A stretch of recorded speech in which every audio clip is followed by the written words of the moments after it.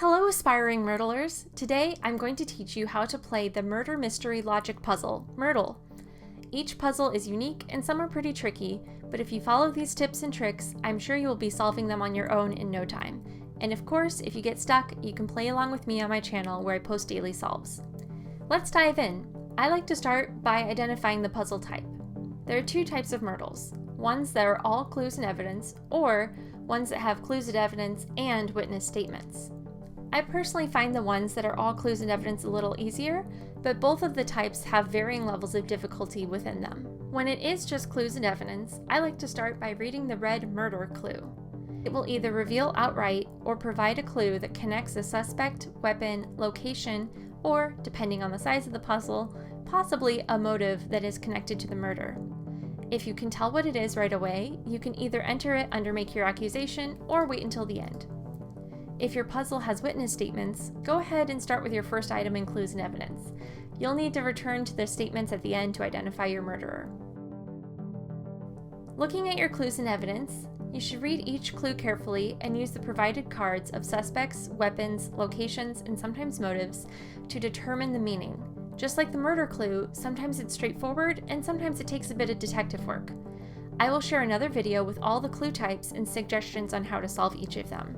When solving the clues, rely only on the information given. Do not rely on guesses or outside information. While some days you may find these connections to be a bit more tenuous, the information will always be right there in the clues and clue cards.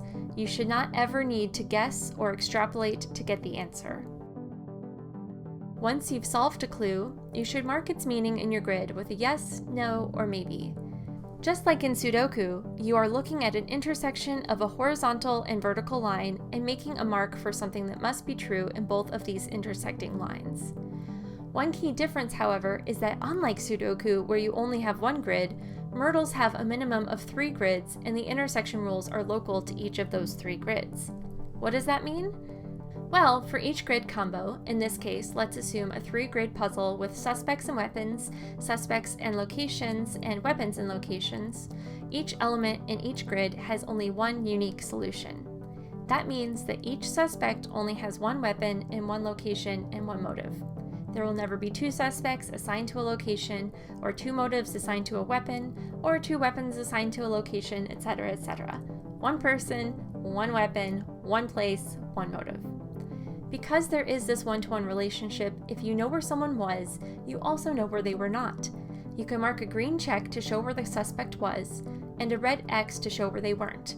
You can then also determine that no other suspect could have been in that location. The same logic applies for weapons and motives. As you fill in more clues, you will notice that you may have 2 checks in one row or column.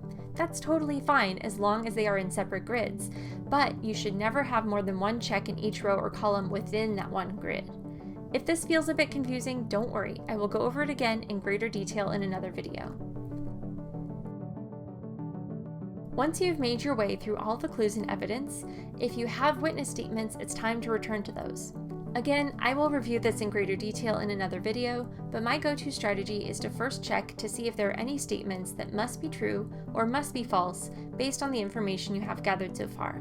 If that doesn't crack the case, I work down the line assuming that each statement is the lie and seeing if the other corresponding statements could be true if it were.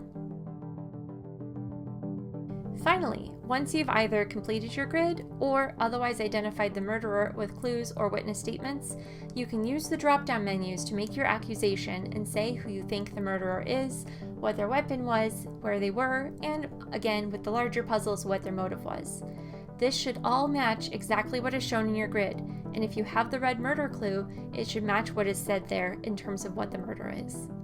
You get a second chance before you hit submit to review everything and make sure it looks correct, and once you do hit submit, you get to see if you were right.